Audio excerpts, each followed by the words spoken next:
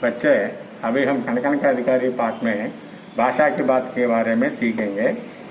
भाषा की बात लो, पहला भाग आ। कोष्टक में दी गई सूचना पढ़िए और उसके अनुसार कीजिए। जन जन, जन, पृथ्वी, धन, एक एक शब्द का वाक्य प्रयोग कीजिए और उसके पर्याय शब्द लिखिए। पाप, सुख, भाग्य, एक एक शब्द का विलोम शब्द लिखिए और उससे वाक्य प्रयोग कीजिए। जन जन, कंकन, पुनरुक्ति शब्दों से वाक्य प्रयोग कीजिए। मजदूर मेहनत करता है, वाक्य का वचन बदलिए। मनुष्य, मजदूर भाववाचक संज्ञा में बदलकर लिखिए।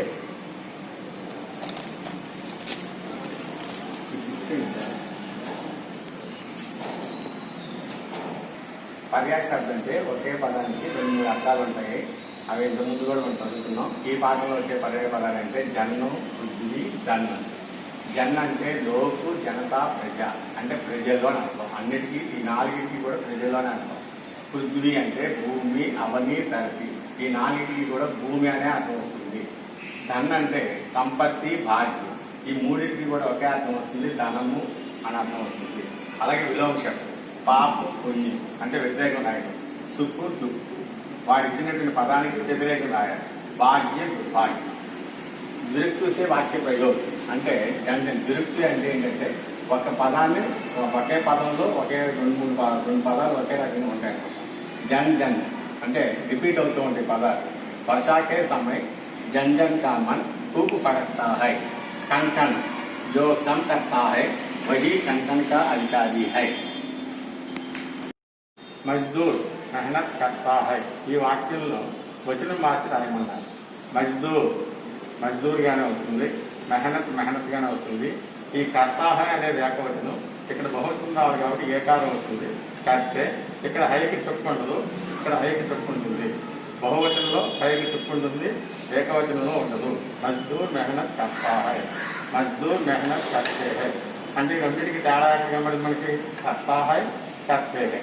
హైలో కూడా హైకి ఇక్కడ చుక్కుండదు, ఇక్కడ చుక్కుండదు. భావవాచక సంజ్ఞ అంటే సంజ్ఞా పదాన్ని భావవాచక సంజ్ఞగా మార్చడం. మనిషి సంజ్ఞ, దానికి తా చేరిస్తే మనుష్యత అవుతుంది, అది భావవాచక సంజ్ఞ.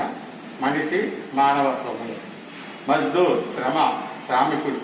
దీనికి ఈ కాలం చేరిస్తే మజ్దూరి అంటే సమానత్వం వస్తుంది. మనిషి మనుష్యత సంజ్ఞ భావవాచక సంజ్ఞ. మజ్దూర్ శ్రామికుడు, శ్రమ సంజ్ఞ భావవాచక సంజ్ఞ.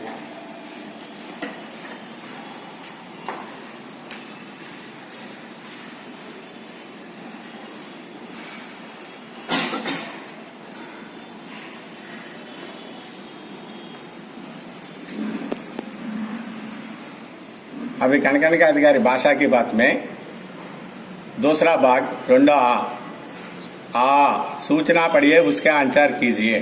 अधिकारी, अधिकार, अधिकारी, भाग्य, भाग्यवान.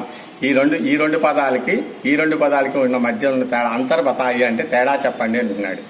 యజ్జపి, పర్యావరణ్. ఈ యజ్జపి, పర్యావరణ పదాలని సంధి విచ్ఛేదం చేయమన్నాడు. శ్రమజల్, నబతల్, భుజబల్ వీటికి సమాసాన్ని గుర్తించమన్నాడు. एक मनुष्य संचित करता है अर्ध पाप के फल से और भोक्ता उसे दूसरा भाग्यवाद के चल से. ఈ వాక్యంలో ఉన్న ఒక్కొక్క పదం సంజ్ఞాన, నామవాచకమా, కారకచనం అనేది చెప్పమన్నాడు. మనం తర్వాత బోర్డు మీద చెప్పుకుందాం. జిస్నే సంజల్ దియా ఉసే పీచే మాత్ర అనేది దీంట్లో కారకచనాన్ని గుర్తించాలి. వీటిల్లో ఇప్పుడు ఇక్కడ బోర్డు మీద చెప్పుకుందాం. ఫస్ట్ది అంతర్బతాయియే. అధికార్, అధికారి. అధికారం అంటే అధికారం కలిగి, అధికారము ఒకటి ఉంటుంది. అధికారి అంటే ఆ అధికారాన్ని కలిగిన వాడు అధికారి. అధికారం అంటే పదవి, ఆ పదవి పొందినవాడు అధికారం గలవాడు. అధికారికి, అధికారికి అది తేడా. భాగ్యం, భాగ్యవాన్. భాగ్యం అంటే అదృష్టం, భాగ్యవాన్ అంటే ఆ అదృష్టాన్ని కలిగిన వాడు భాగ్యవాన్. శ్రమ అంటే శ్రామిక్ అంటే ఆ శ్రమ చేసేవాడే శ్రామిక్. ఈ రెండింటి అన్నమాట. అంతర్బతాయి అంటే అధికారికి, అధికారికి అంటే అధికారం, ఇక్కడ అధికారం కలవాడు. అదృష్టం పొందినవాడు. శ్రమ చేసేవాడు. ఇది ఈ పదాలకు ఉన్నటువంటి తేడా. పదాలకు వెళ్ళటం మనం ఇంతకుముందు ఆలోచన నేర్చుకున్నాం. యజ్జపి, యది ప్లస్ అపి. యజ్జపి అనే పదాన్ని యది ప్లస్ అపిగా పెట్టేయాలి. అలాగే పర్యావరణ్, పది ప్లస్ ఆవరణ్.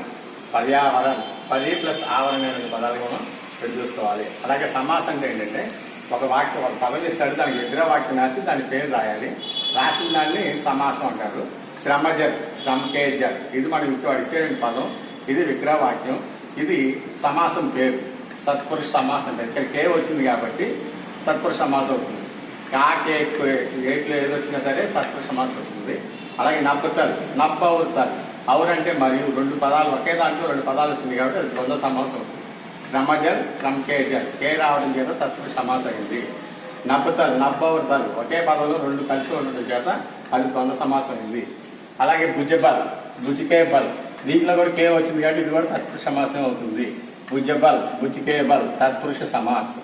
అలాగే కారక చిహ్నాలు అంటే ఏంటంటే ఈ నా, నే, కా, కే, కీలు ఎక్కడైతే వచ్చాయో వాటిని మనం గుర్తుపెట్టాలి.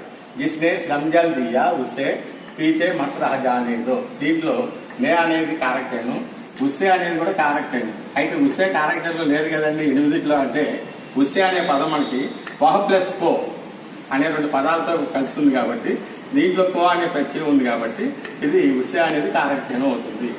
జిస్నే నే కారక చిహ్నం, ఉస్సే కారక చిహ్నం. ఉస్సే అనేది కారక చిహ్నం ఎందుకు అవుతుంది అంటే వహ ప్లస్ కో అనే రెండు పదాల కలయికతో ఉస్సే ఏర్పడింది.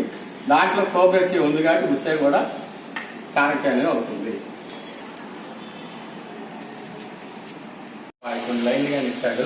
దాంట్లో ప్రతి పదాన్ని కూడా ఏంటి కర్త, కర్మ, సర్వ, సర్వ, అమ్మ, సంజ్ఞాన, కారకం ఏంటి అనేది మనం రాయాలి. ఇప్పుడు అది ఇచ్చిన వాక్యం ఏంటంటే పద్యం కవిత ఇచ్చాడు. కనకనిక అధికారిలో పద్యం ఇచ్చాడు.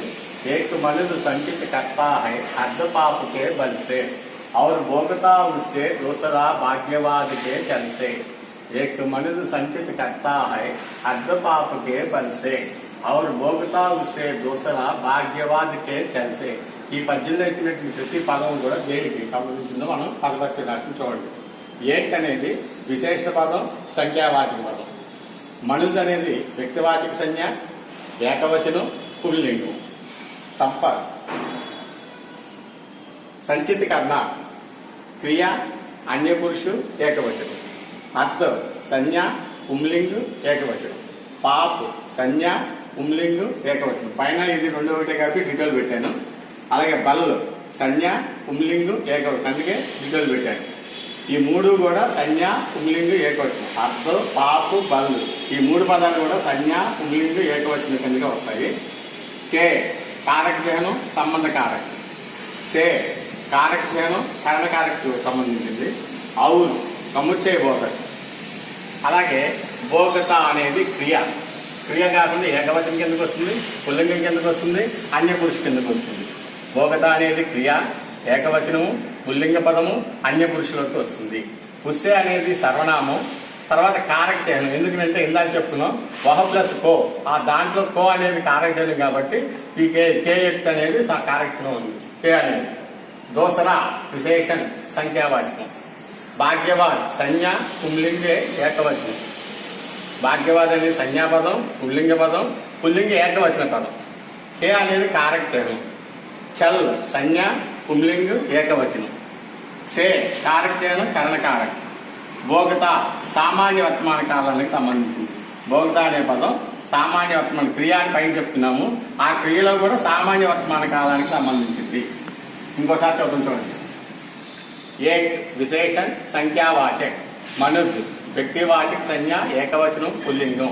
సంచిత కర్ణ క్రియ, అన్యపురుష, ఏకవచనం. అర్థ సంజ్ఞ, పుల్లింగ్, ఏకవచనం. పాప్ సంజ్ఞ, పుల్లింగ్, ఏకవచనం.